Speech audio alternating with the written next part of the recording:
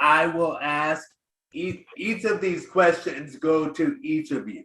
Now, the order that you both answer it in, it's up to you all. But every question that I ask here, it's going to both of you. All right. And the first question, at Verse TV, we're an LGBT plus and ally social media millennial collective, and we care about many issues related to LGBT plus, allies, and millennials in general, because we're all millennials. Anyway, first question. If you had all of the money, power necessary, what would you do, change that you feel would most benefit the LGBT plus community? Okay, I guess I can start it off. Um, let's see. The only thing I can really think of, I try not to think too large scale because there's always things in the middle that you can't think of. So I like to just think about what can you do in your local communities? What can you do in your local, towns? And something I wish I always had when I was a kid was more in smaller towns because I grew up in Euclid, Ohio, which is a lot smaller than Cleveland and all that. People don't even know we exist. Our downtown is probably like 3 buildings, really, and a whole bunch of restaurants or fast food places. And I just wish when I was a kid, there was some type of community for LGBT because I didn't know that. I knew I was gay, but I didn't see anything besides on TV. There was, the pride parades, and coming from a Black background, family was not a fan of any of that. So I just wish there was somewhere I could have gone to where, I can hang out with people my age or a little bit older than me. That's, take me under their wing or at least just show me around. I could talk to about how I'm feeling about things.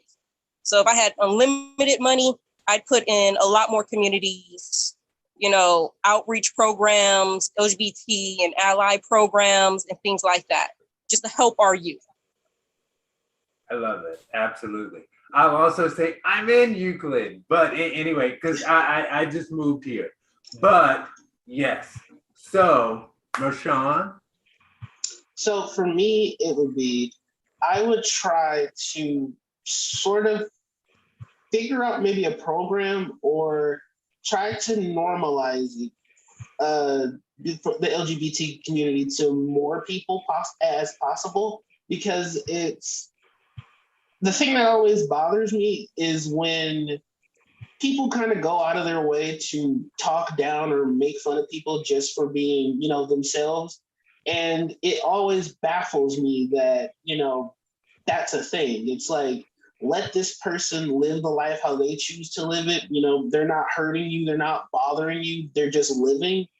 And it's like, that's something that always affects me. So I would try to figure out a way to either help minimize that or try to help normalize it or educate, those people. I know you can't educate everybody because some people just aren't willing to change, but there are people that are on life who just don't know, who just never met, someone different than them. And it's like, just give that person real, experiences or real testimonials from people, like just spread the word out. So, it can help minimize, the bad people or the bad takes on other people's lives and stuff. Nice. Education is important, and community centers, that's important as well. They actually work hand in hand. So very cool. All right. Now, this next question starts with a quote, and the quote is, ask not where I live or what I like to eat or how I comb my hair, but ask me, what am I living for in detail? Ask me what I think is keeping me from living fully for the thing I want to live for. And that's a quote by Thomas Merton. Now, the question that I'm going to ask both of you is, what is your goal in life? And what is slowing you from achieving that goal?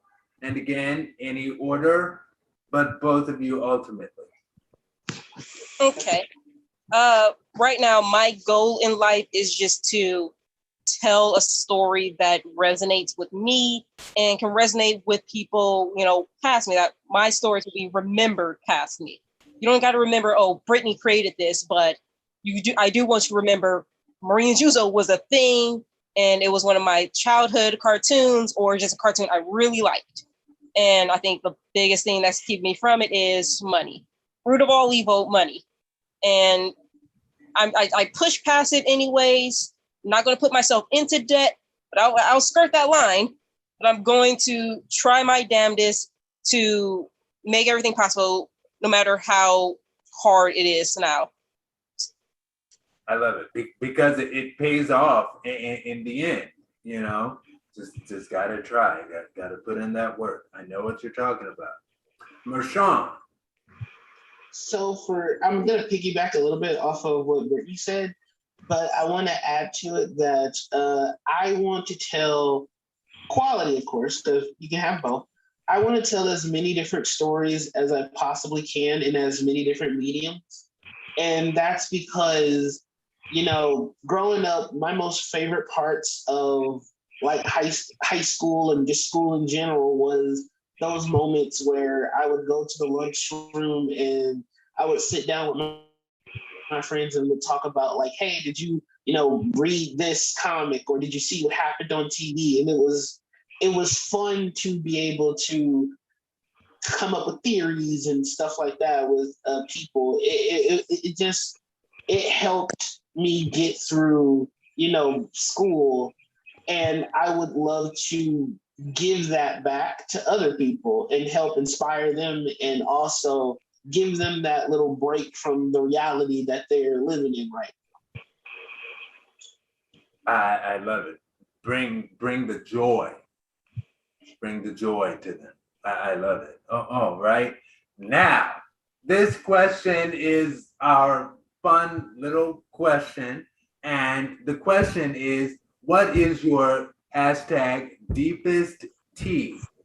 I.e., something that you've never shared on media before, but something that you are willing to share, of course, And same thing, whatever order. Okay, again, I'll go first. Never actually told anyone this, and I can't get in trouble for it. I'm out of the military. But when I was in basic training, very, very close to not passing my final physical exam. Like I knew I could do the bare minimum on the run, which was like a mile and a half for like 14 minutes. I can do the bare minimum of that, but those push-ups and sit-ups, I'm going to end up killing myself. I was lucky enough to have somebody, because they I guess somebody got hurt that day, so the drill sergeants weren't really looking at us. And the person I was exercising with, doing my test with, she gave me a couple extra sit-ups that actually made me pass. Because if I would have flunked that, I was washing back like 8 weeks. That's 8 more weeks in hell. So never really let that slip, but they can't do anything. I left.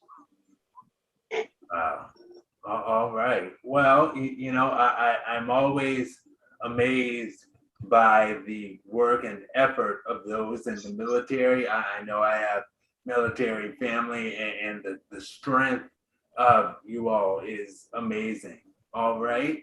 And Mershon, your deepest tea? So I had one that was actually involved in tea, but I found a better one. So it was, I'm going to say 10th, sophomore year of high school. The seniors did a prank where they put chicken grease on the stairs. And I was one of the people who fell down the stairs. They got in trouble and the school cleaned it up, but a second group of seniors put more chicken grease on the same flight of stairs. And I physically saw them do it. I was walking with a friend and we were heading back to those stairs. And I was trying, I don't remember exactly what he said to me, but I was trying to tell him, like, hey, let's not go down these stairs. And he said something that insulted me. So I said, you know what, why don't we take a little trip? Why don't we go down these special flights of stairs? And he fell. And the and I was so elated with myself. I was so happy that I forgot there was chicken grease on the stairs, and then I fell down the stairs because I was trying to see, was he okay? Oh my God. Wow. But yeah, sometimes being vindictive doesn't pay off.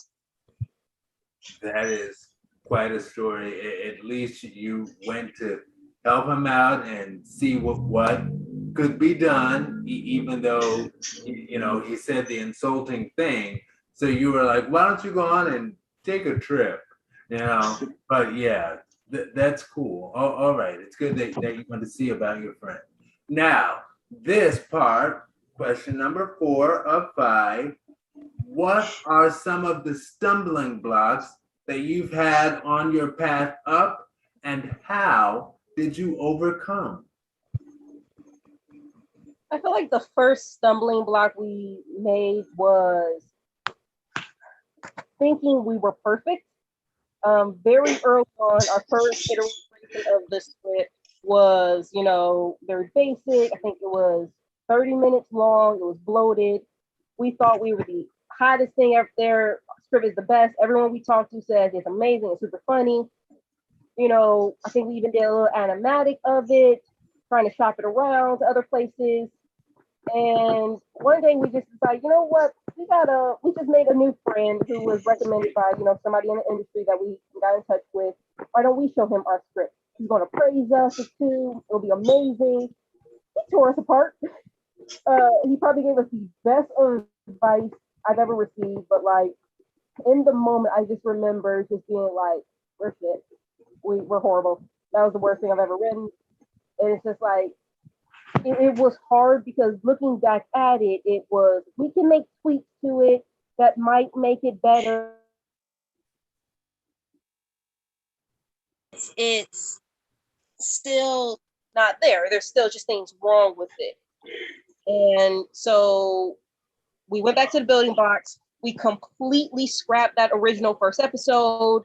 We said, okay, everything about it doesn't even exist. Nope, we're not even touching that. Start off new, try something else. And that taught us that no matter how good you think something is, it's not. There's always faults with it, and it is okay to start over. There's been so many scripts nowadays that we're working that we've just said, you know, this isn't working.